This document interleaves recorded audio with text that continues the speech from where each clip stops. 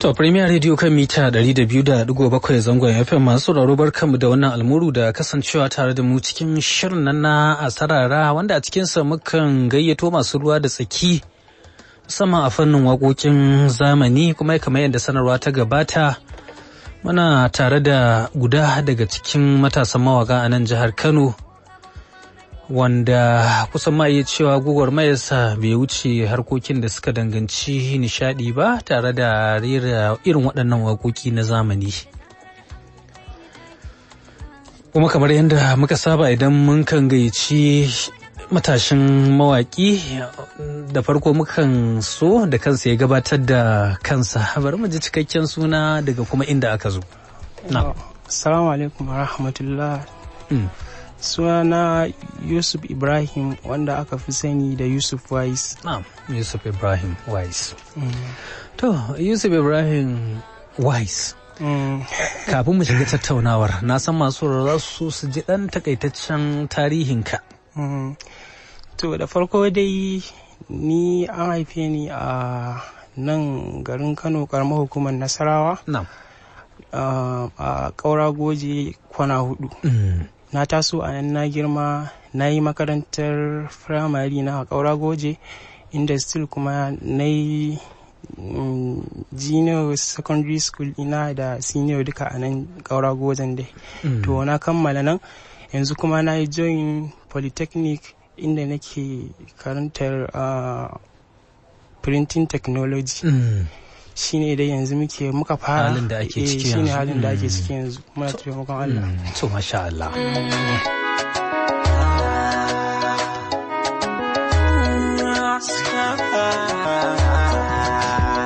Shekaru da yawa an bana amma za su kare. Gara na gobe su ma wata ran za su kure. Da ruhi a jikina aro ne wata ran za a zare. Shi tafiyar lokaci ba a gani na yi bare a tare. Zancen zuci nake idan na kalli sama sai na ga rana ko kadai. To a wani salo na taɓa kalashe waƙar zancen zuci tare da mawaƙi Yusuf Wise. Kafin mu dora a cikin shirin za mu zo za a bayani dangane da wannan waƙa. To amma na san masu sauraro a daidai wannan gabar za su so su ji me ja ra'ayinka kaga cewar ka biyo wannan layi na waƙoƙi na zamani. Na'am, to gaskiya dai abin da ya jawo ra'ayina na fara yin waka dai shine gaskiya ina da sha'awar sha kuma ina sha'awar rinka irin bayyana zantukan zuci zuwa ga masu sauraro. Wato a salo na waka. Salo na waka saboda akwai sakonnin da suna tattara ne a zuciya wanda ta hanyar zantuka kawai suke fita. To ni kuma na ga wannan hanyar ce hanya mafi sauki wanda kuma Allah ya hore mun nakan iya sarrafa zance haka in mai da shi waka domin isar da sakon da yake raina wanda zai nishadantar kuma ya faɗakar da al'umma. Yaushe ka fahimci wannan baiwa kana da ita? Gaskiya lokacin da na fahimci ina da wannan baiwar shine tun kafin bikin yayana. Amma lokacin da shekara nawa baya kenan? Ko cikin wace shekara? Yau muna shekara 9 kenan yanzu. Yanzu mana shekara ta 2025 yanzu muka shiga Janairu. Kana magana tun wajen shekarar 2015 zuwa 2016. Oi wannan haka yi. Masha Allah. A wani lokacin na fara yin waka. Ta baya ga wannan ka lura da wasu mawaka kenan da suke ba da gudunmawa a wannan fannin kaɗan yi nazari ka kalli wani daga ciki ko ko a'a kawai ka faɗo? Gaskiya dai akwai wanda kusan nake sauraron sa. To. Da sosai ina jin su sosai gaskiya kusan jin waƙoƙinsa gaskiya sun ɗan ja ra'ayina sosai. Wane ne? Shine Nura Inuwa. To. Gaskiya yana burge ni sosai salon waƙarsa da al'amuran da zancen da yake to ni ma irin jin wannan haka yasa ni sha'awa to ban gano cewa ni ma zan iya wasi da na fara sannan nayi kuma cikin ko ubangiji ne ma nake rera waka. To nan gaba kaɗan a tattaunawa za ka gaya mana waƙar Nura Inuwa ɗaya wadda za mu iya cewa kai ma ta da ki zuciyarka amma ba mu zo kan nan ba lokacin da ka fahimci kana da wannan baiwa wadda wace waka aka fara ne? Waƙar bikin yayana ce. To Wato kai sai ka ɗau da waƙar biki ka fara fito da zancen magana. Gaskiya da waƙar biki ce, duk da cewar kafin waƙar bikin na rubuta wasu waƙoƙin wanda ni kaɗai ne nake iya yin recording a waya haka ni kaɗai, bana ma bari a ji a gida saboda ina jin kunya. Ina ganin cewar ko an ga za a ga abin ba ta yi daɗi ba ko dai na. Shine. Abu mamaki kuma yayin nawa lokacin da na yi recording ɗin waƙar bikinsa shi ya ji da ya ji sai yake cewa a wannan wakar idan an yi ta an samu da kiɗa za ta yi daɗi. To shi ne dai ya ba da gudunmawa da kuɗinsa ya biya har aka kai ni studio na rera wakar kuma cikin Ubangiji da aka yi wakar kowa ya ji daɗin hakan a gidanmu da sauran yan uwa. To amma ya salon wakar nan take, duk da na san a cikin wakokin da aka zo da su ban ga wakar biki ba, amma dai ya salanta take tunda ita ce ta farko. Zan yi rera ta. To masu sauraro na jinka. Farin ciki na bikin Mustapha shi da Amina muke sinyo aure muna yi musu murna. Lallai daga jin wannan salon wakar da ta yi za ta shiga, za ta daki zuciya. Wallahi. To masha Allah, bayan wannan waka menene biyo baya? Daga wannan wakar na ci gaba da gwadawa ina yi tun lokacin gaskiya bana iya shiga haka cikin irin mawaka saboda daman bana jin cewar ma na iya, saboda duba da in ka taso zaka ga akwai abin da dole zaka ji dan ɗarɗinsa musamman idan baka waye shi ba. To na rinka yin abubuwa na dai a gefe a hankali kafin daga baya na dan fara shiga cikin yan mawaka da wasu daga cikin yan unguwar mu haka kaɗan haka ne. Na'am, aka dago har zuwa wannan lokaci. To, bari mu dan sake komawa watakila baya-bayan. Wasu sukan yi waƙoƙin siyasa, kai dai ka faɗi cewa da waƙar biki ka fara. Ka kuma rubuta wasu a wancan lokacin. Wasu sukan karkaci waƙar soyayya, wani kuma za ka ji kawai na yabo yake. Wani kuma ya kalli zamantakewa ta mutane na faɗakarwa ya kai ina ka fi karkata ne. Gaskiya ni kusan kowace waka ina iya yi. Duk wakar da aka zo aka ce gashi. Insha Allah cikin Ubangiji na yi nazarin ta. Insha Allah zan yi ta kawai. To, wasu mawakan sai su ce ni fa idan na yi sai na rubuta. Sai kuma na zo na yi tunanin karin nan waɗansu kuma kawai haka kai tsaye. Wadda take ba sai kai ina ka fi karkata ne. Gaskiya kowanne ina yi. Akwai wadda in ta zo za ka rubuta, akwai wadda kuma in ta zo ba sai ka rubuta ba. Yanzu misali kamar waƙar biki. Akwai waƙar bikin da bana buƙatar sai na rubuta ta saboda dama na san already abin da zan faɗa irin nasiha ne da ango da amarya da sauransu. To musamman idan ɗauki kai na recording a studio nakan iya rera ta ba tare da na rubuta ba. Akwai wadda kuma dole kana buƙatar kai nazari saboda duk wani abu mai muhimmanci ko tarihi ne zaka ga a rubuce ya zo shine hayar kawo mana yanzu. To zaka ga akwai bambancin abin da ka zauna ka rubuta da akwai bambanci da wanda ka kirkire shi a yanzu ka faɗa. To shine dalilin da yasa akwai waƙoƙin da dole sai an rubuta su. Masu sauraro, Yusuf Ibrahim Wise da aka fi sani da Yusuf Wise muke tare da ci a cikin shirin nan na Asarara da ke zuwa muku kai tsaye daga nan Premier Radio, gidan rediyo na garin ko akan mita 200.7 zangon FM. Muna tattaunawa tare da shi kan basirar da Allah ya bashi na rubuta waƙoƙi da kuma rera su cikin wannan shiri na Asarara. Tun a farkon shirin mun faro da wata waƙa mai taken zancen zuci, to amma za mu je mu ɗan sake jinta domin nazarin wasu kalamai na cikinta sai mu masa tambaya dangane da wannan waka.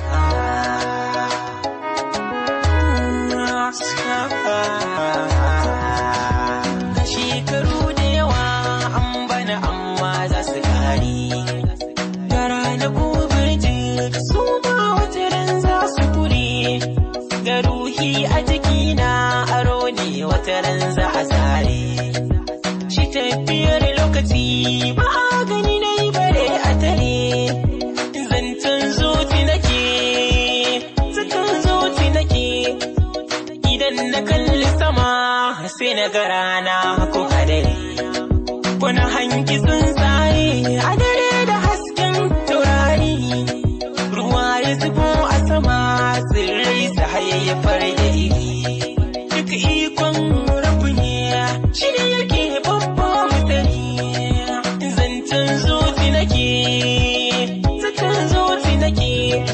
tunani nake dare da rana, me zan na amfani lokacina don tsira da mutuncina,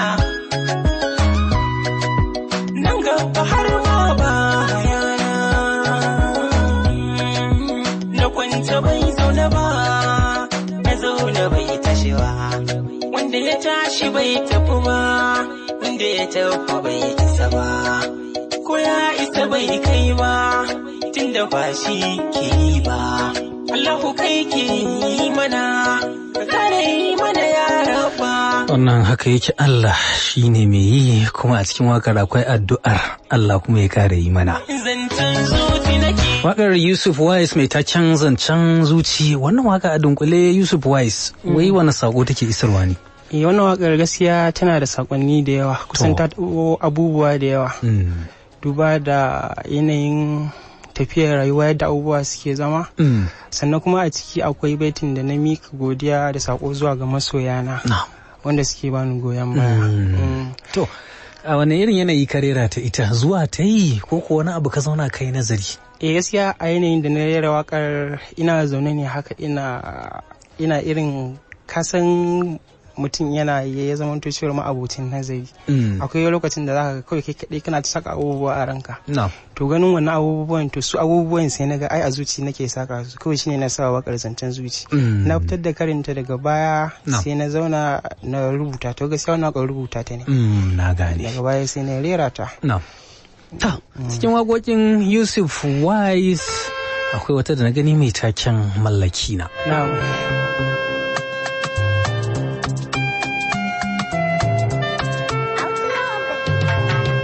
Da so da kwanarin nan, da shi na tashi sannan, yau gashi lokacin nan ya bugan cikina. Kyawun tsoro da rasai ya kama ni sosai, akan shi zana fansar da rai dan farin cikina. Bai zo da sallama ba, bai zo da ka'ida ba, bai nemi izini ba, ya afka zuciyana. Misa zubar hawaye, so ba shi san alaye, inda ina a raye, ke ce mallaki na. Ni na zo da kauna, ya amshi sallama na, ruwa cikin idona, share ya daina kuna. Mallaki na, mallaki na, kin zama mallaki na.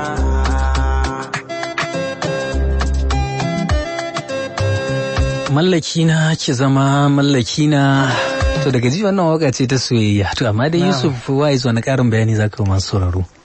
Waka ce wadda na kalli soyayyar da nake yi a yanzu. To, wato kai kake yin ta soyayya. Shine to nake nuna cewar ita fa mallaki na ce. Fata kake yi ta zama ko ta zama? Fata nake yi ta zama, kuma ina sa ran cewa ta ma zama. Wannan dai waka a ce ta ci. Yawwa. To akwai sunanta a ciki ko kuwa a kawai dai irin karatun kurman nan ne? Gaskiya dai kusan karatun kurma ne, kuma wanda ya ji da shi ake ya dauke ta tasa ce to an bashi. Yawwa, kuma ta masoya ce ma. To masha Allah. Wani shafi a ce kina yi zurfi, ke baki min laifi, ina jiran zuwa na. Mallaki na, mallaki na.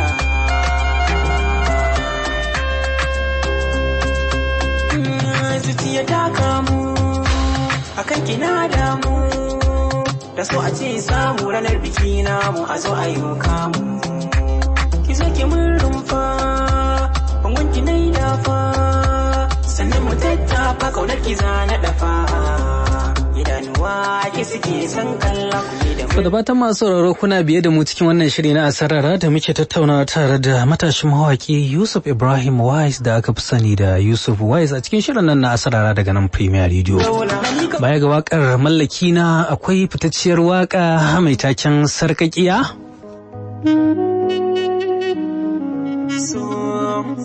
Ya saka ni a cikin wani hali, so ya sa ni tunanin da ba dalili.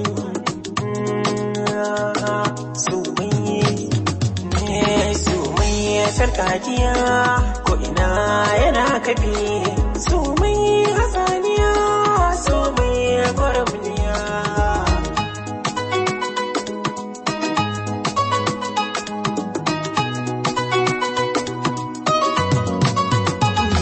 Na tashi ban koyi so ba kullum shine yake koyar da ni, ta mishi ilimin muka da dama darasin fili da bani kana tashi baya ta kai in ka maza yi maka lahani ka so mutum kana gani so ya saye ta maka kwarjini ko ce cuta a duniya Allah ya yi mata magani cuta irin ta so da masoyi za ta warkewa. To lallai kam so sarkakiya ne, amma dai Yusuf wani karin bayani za ka yi da gaske so sarkakiya ne? Gaskiya haka ne, so yana da sarkakiya gaskiya, sarkakiya sosai ma. Na kalla abubuwa da yawa yadda so yake da wuyar sha'ani wani lokacin shine ne waka. Ka saurare shi. Shine na ɗan yi bayani. Kai tsokaci akai. Tsokaci akai na.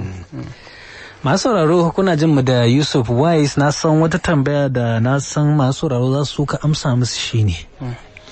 Wai daga lokacin da ka fara waka, wato daga shekarar 2015, 2016 zuwa 2025. Na'am. Kana da wato adadin waƙoƙin da ka rera? Gaskiya akwai. To guda nawa ne? Gaskiya yanzu waƙoƙin da na rera sun doshi guda 40.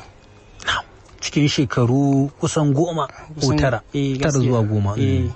To amma waƙoƙi 40 a shekaru 9 zuwa 10 sun yawa ko sun yi kaɗan? Ai abin da yake faruwa. Akwai wanda lokacin da na rubuta su gaskiya a baya ne. To yanzu gaskiya duba da kana kallon abin da yanayin zamani zai burge mutane. To yanzu gaskiya ba zan iya fito da su irya su duba da yanayin cewar irin bayanan ko sun mun tsufa ko wani abu.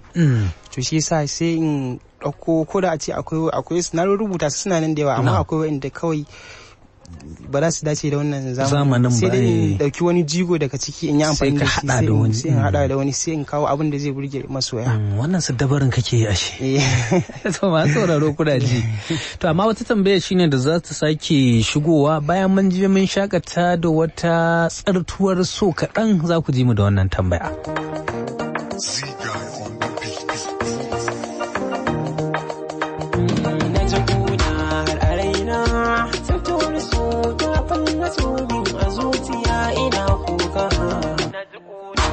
A raina kafin na so ina kuka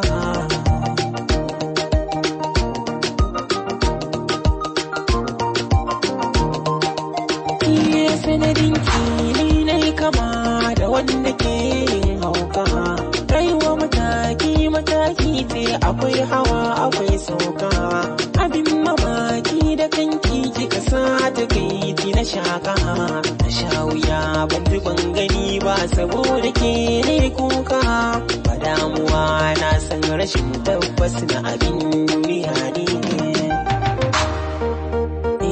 ki nazari ki tunani ya nake baya yanzu gani duk na canja kamanni a zuciya na ji rauni ya kuma kin ki kula ni da ma ki zo ki raka ni rike so a zuci ba sauki ki kuma kin ki ban dauki ne sai ban zauna ba ne kwanta ban ransa ba kullum ina yawo da sanki har ya zammi na aiki ta sinarki ne na rabu da mutane a ciki har da aboki saboda zantan da yake mini kullum shi ne na barki amma idan na ce ina san ki sai dai ma ki tsaki ba kya dubin wuyar da nake sha na gane so da rafta ne. Waƙar wato tsartuwar so tare da mawaƙi Yusuf Wise. Malam Yusuf mun sake dawowa. Ga kuma tsartuwar so. To ita wannan waƙa ya aka yi tunaninta har aka lakaba mata wannan suna. Gaskiya tun yanzu wajen shekara wajen 7 kenan gaskiya da yin wannan waka. Da rera ta koko da rubutawa? Da rubuta tun da rera ta kusan a cikin tsakanin wata ɗaya na yi ta cikin watan na yi nazarin ta na rubuta ta har na rera ta. Ka rera ta kuma ta fita. To wani sako ake so ta isar? Gaskiya sakon da ta isar ko in ce kusan lokacin da na yi wata soyayya ce na yi break off haka sai tunanin ta ya zo min. To duk da cewar na faɗo abubuwa da yawa wanda abubuwan sukan faru ga ko duk wanda yake yin soyayya na zaka ga kalubale haka a soyayya ko wadda kake so haka duba da yin cewa akwai kuruciya za a buƙaci ka fito a gidan sa haka ka shirya aure ba ko wannan abubuwan. To shine dalilin da abubuwan da naka kallata da ne waka akai.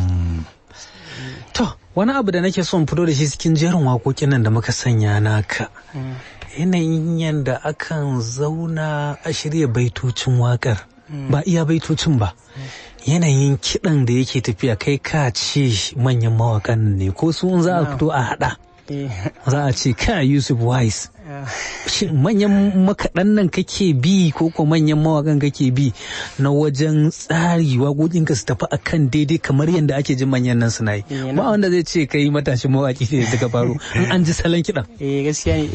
Gaskiya dai kusan kwana-kwanan nan ne ko in ce ba a wani zuma ba don lokacin da na fara gaskiya ba na iya shiga ma irin cikin manyan mawaka da makaɗa saboda ina tunanin cewa ban ma iya wa gaskiya.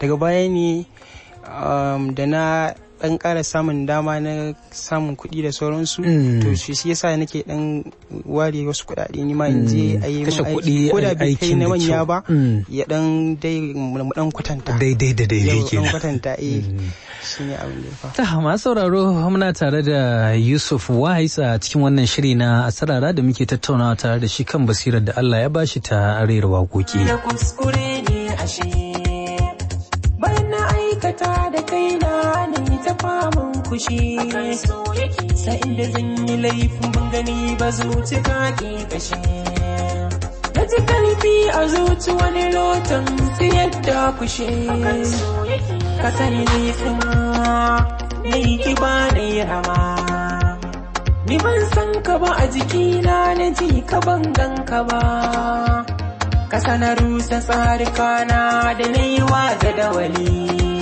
So Yusuf mun sake dawowa kusan shekaru 9 da ake harka ta waɗannan waƙoƙi a dunkule waɗannan sarori za a ce ka cimma.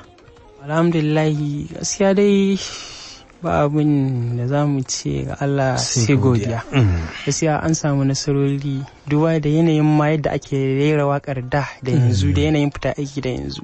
Sannan kuma yanzu haka ayyuka suna samuwa daga mabambantan gurare wanda ba ma iya cikin ƙasar nan ba. Wato har waje yan ƙetare muna samun ayyuka. Alhamdulillah ana samun buɗi gaskiya muna ganin nasarori. To masha Allah ubangiji Allah ya ƙara buɗi. Ya Allah. To aka ce da abin da ake gani da nasara ba za a rasa shi da wasu kalubale ba. Wani kalubale kake fama da shi? Gaskiya kalubalen ai kala biyu ne. Akwai wanda na yi na fuskanta baya akwai kuma na yanzu. To wato abin biyu ne ba dai a kaucewa kenan. To mu fara da na daɗin wanda ka tsallako zuwa yanzu? Yawwa gaskiya kalubalen da na fuskanta farkon fara waka shine rashin samun ingantaccen aiki.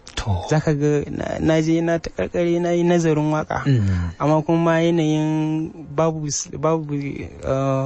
isasshen kuɗi wanda zaka je babban studio ka yi aiki zaka ji ayyukan manyan mawaka fes murya su ta fita amma in ka je dan studio yan kusa da unguwar ka haka dan karami dai zaka ji muryar ka ta yi ƙasa kidan ya danne muryar ka to haka da ganin gaskiya yanzu akwai waƙoƙin da ni kaina ma bana iya tsayawa in ji su saboda wacin ina jin takaici wacin ina jin dariya ma. Wato ka ce duk basirar da aka zuba a waka na rubutu wato an zo yanayin yadda za a shirya kiɗan a haɗa yakan zama kalubale kashe ita daɗin wannan waka. Sosai ma don gaskiya in dai waka duk daɗin ta gaskiya in dai ba a jin me kake cewa ma sakon ma ba zai isa yadda kake so. Wato kai fama da wannan matsayin kalubale a baya. Gaskiya na yi fama da wannan kalubalen sosai ma kuwa. A yanzu fa? A yanzu alhamdulillah gashi ma ayyuka suna ana gane me ake faɗa. Sosai alhamdulillah. Yanzu an dan matso an zo wata gaba da ake ganin an gama da wancan kalubalen. Kuma ka ce wai kuma akwai wani. A yanzu? Gaskiya na yanzu shine irin kalubalen ba zai wuce shi ma dai yanayin za ga a cikin mutane haka wasu kamar ana kallon kana yin wani abu wanda yake kamar haramun ne ko hanyar shiga wuta ko wani abu irin wannan kalubalen nake fuskanta. Wato na cikin jama'a kenan. Yawa na cikin jama'a. To ya ake da su? Shiru. Kawai in kai shiru shi ke da? Kana jin zafi a ranka amma dai kuma kawai kakan yi shiru. Yawa saboda ni na san cewar gaskiya bani da wani kudiri a raina na yin wani abu wanda bai dace ba a harkar waka. Duk da cewar kowace harka kamar yadda ake faɗa akwai abu mai kyau da zaka yi ka samu wutarka, akwai kuma abu mara kyau akwai abu mai kyau da zaka yi ka samu aljanna, akwai wanda zaka yi mara kyau ka saba wa Allah ka shiga wuta. To ni gaskiya bani da burin in yi wani abu wanda ya zama abun faɗa ko da bayan bana raye. Ya kamata dai wannan al'umma su sani. Yawa su sani. Kai dai kana yi a matsayin ra'ayi da kuma nishadi. Niyya yawa da nishadi. Yawa. Da kuma sana'a. Da kuma sana'a. To, masu sauraro kuna jin ina ganin mun zo gabar da kila za mu shigo da ku akwai ƙarin wasu tambayoyi da za ku yi wa shi Yusuf Ibrahim Wise da aka fi sani da Yusuf Wise. Kuma yadda muka ambata matashin mawaƙi ne da yakan yi waƙoƙinsa na soyayya na biki na faɗakarwa ya ce kowanne ma yana yi musamman a irin wannan lokaci da yakan zauna ya nutsu ya rubuta kuma sannan ya fitar da su duk da ya ce wasu waƙoƙin ba su fiye ba shi wahala ba domin shi ma yana da baiwar a yanzu a kawo abu ya kalle shi ya kuma daira waka haka ne? Duk da tun a farkon shirin ya bayyana wani fitaccen mawaƙi Nura M Inuwa a matsayin wanda yake kallo ya kuma saurari waƙoƙinsa. Ba zan baka zaɓin waƙoƙin Nura M Inuwa ba, ni zan zaɓa. Zan sa kuma umman da za ka ci wani abu a kai. To bari mu ji wannan.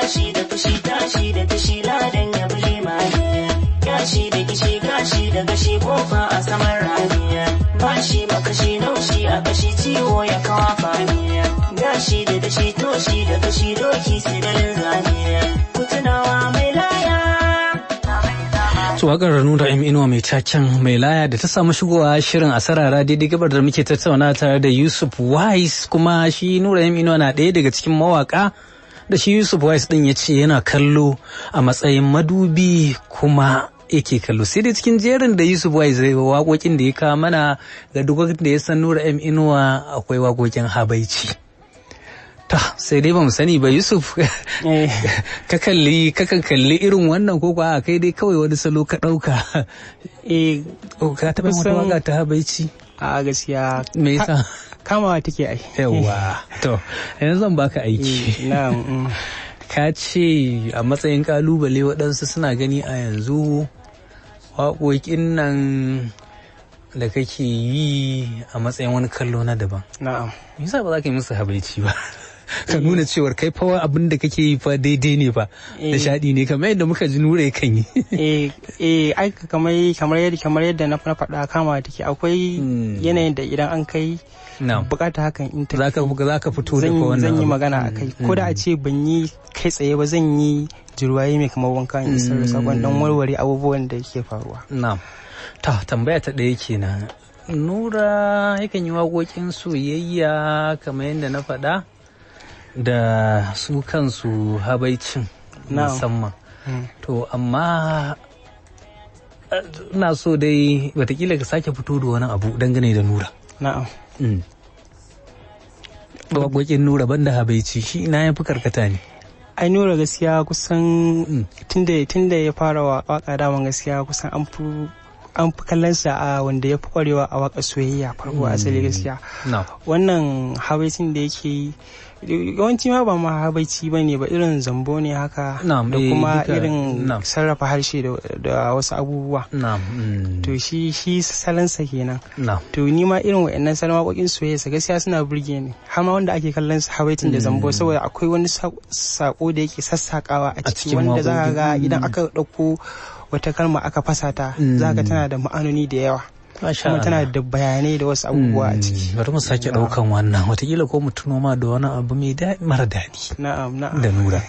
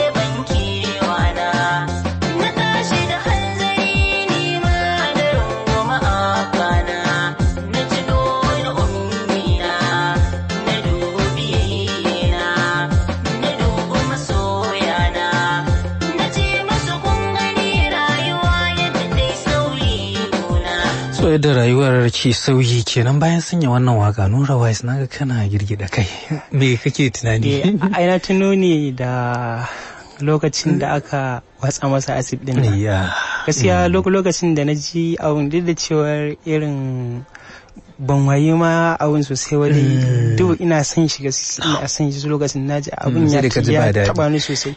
Kuma abun ma da na kula gaskiya kamar yadda na faɗa habaici a waka ko zamba irin wannan kama take yi masa wannan abin ne ya saka daga baya salon sai an sauya. To kaji amma salon wakar wanda ya fara godewa masoya. Na'am. Sannan sai kuma ya godewa mai duka. Na'am. Isake ba da bayanin lokacin da aka watsa masa acid din abin da ya fara tunani shine mahaifiya. Na'am. Sai kuma ya tuno da mahaifinsa. Na'am. A wakar ya faɗa. Sai kuma ya ce ya tuno da yayye da kanne sai kuma ɗimbin masoyansa. Na'am. To ashe a cikin masu sunka ko da akwai masu tsananka akwai masoya sosai ma kuwa. Dan shi akwai bayanin da ya taɓa yi bana mantawa da aka tambaye shi aka mai da tambaya yake cewa yana da makiya, yake cewa kafin a watsa mai wannan acid ne yake cewa gaskiya babu amma daga watsa masa yake cewa daga yanzu ya san cewa ko da bai san suwaye ba akwai su. Allah ya kyauta. Wataƙila masoyan Yusuf ya sa waɗanda suke mai wannan kallon shi ma ya ɗan daga kafa. Haka ne da suke kallon cewar kawai dai kana sabgoginka ne kuma kai kana yi ne waƙoƙinka tsakani da Allah. Gaskiya dai. To masu sauraro za ku shigo ta lambar waya 0813146481 layin maza, layin mata 070250090005. layin maza 0813114481 layin mata 0702509005. Shirin asala da ke zuwa muku kai tsaye daga nan Premier Radio, amma kafin mu fara shigo da masu sauraro cikin jerin waƙoƙin da ka rera wai wace ce bakan nan biyar ka ne? Gaskiya dai zuwa yanzu bani da bakan damiya dai, kawai dai duwakar da na yi na gan masoya sun fi santa ni ma na kan ta shiga raina kawai. Wace ce masoyan suka fi so cikin waɗannan waƙoƙi wanda kake jin ana cewa kai wannan waƙar ta yi daɗi? Gaskiya akwai wannan waƙar hakan so yake. Hakan so yake. Ta yayin da muke dakon shigowar kirayen ku masu sauraro, hakan so yake.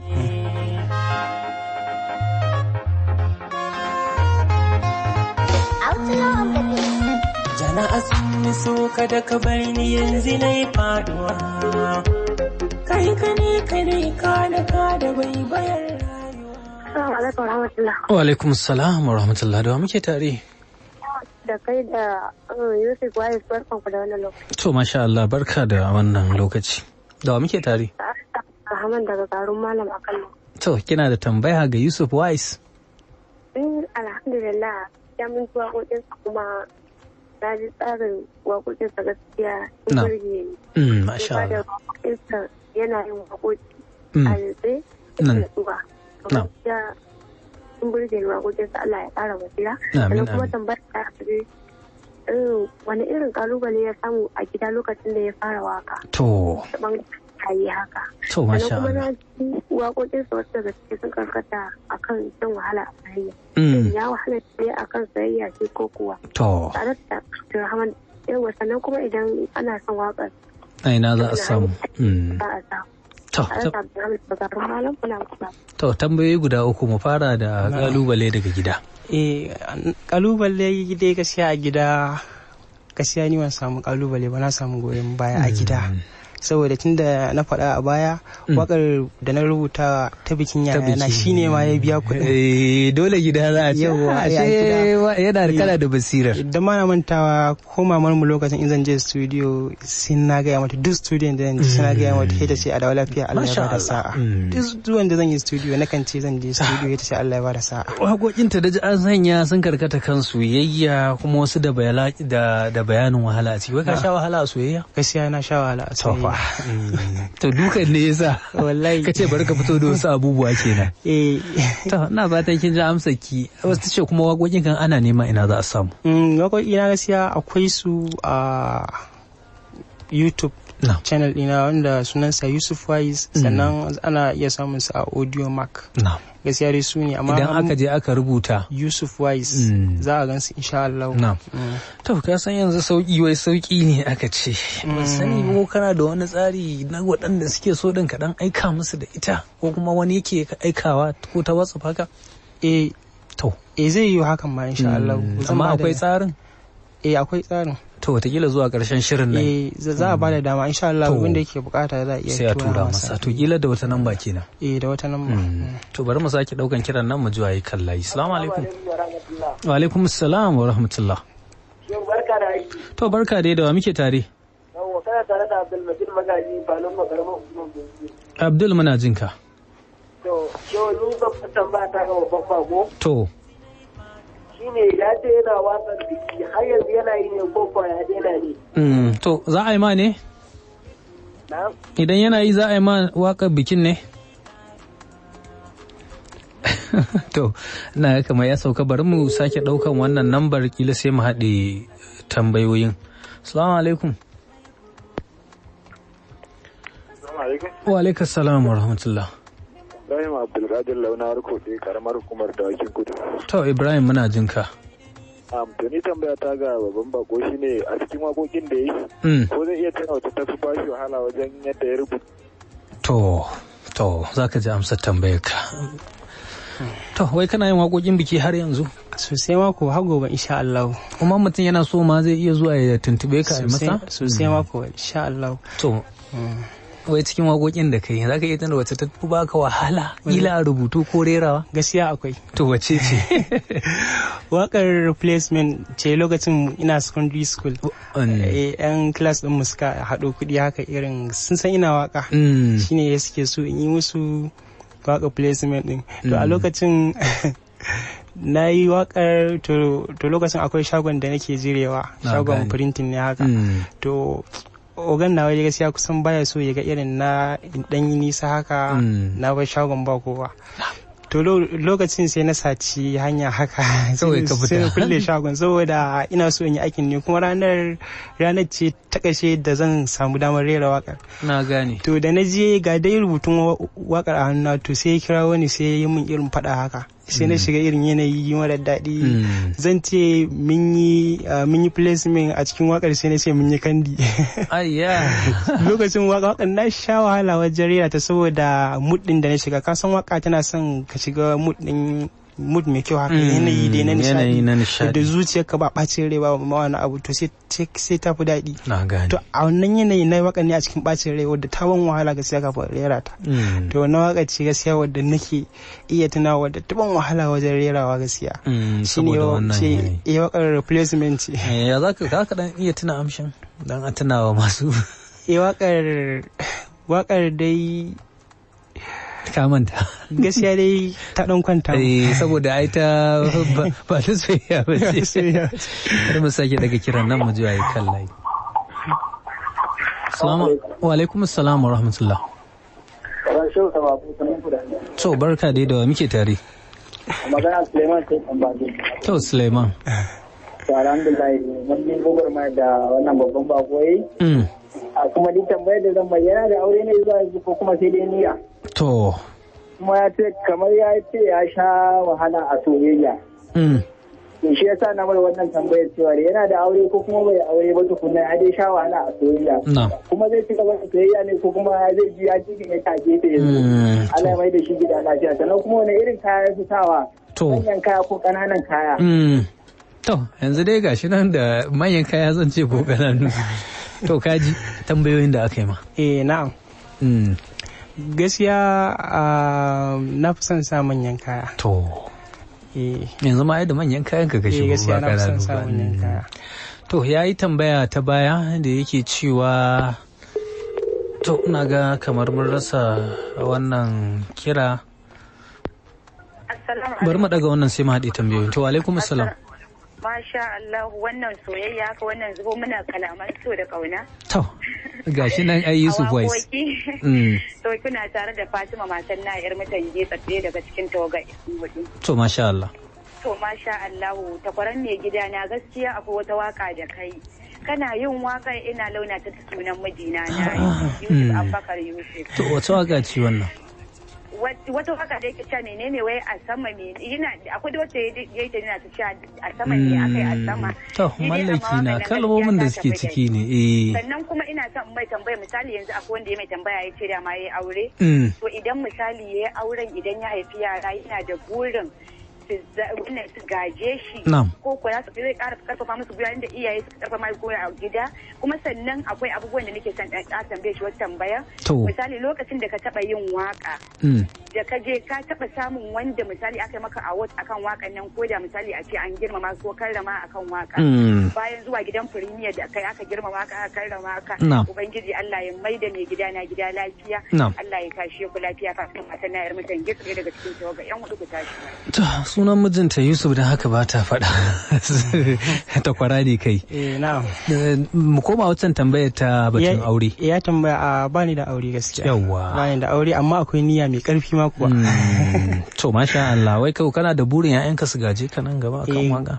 Gaskiya dai sai dai in sun taso na ga abin da suke da sha'awa akai sai in ƙarfafa musu gwiwa. Kamar yadda ni ma da ka taso iyaye ne ba sun cewa zan yi waka ba amma da na ɗauko sha'anin zan yi sun goya min baya to ni ma yaro na idan ya taso inda na ga baiwarsa da kokarin sa karkata akai insha Allah in dai bai saba wa Allah ba da sunansu to zan ba shi goyon baya 100% iyaye na wurin cewa ya cika burinsa. To halartar ka Premier Radio karramawa ce amma ta ce bayan wannan an taba karrama ka a wani waje.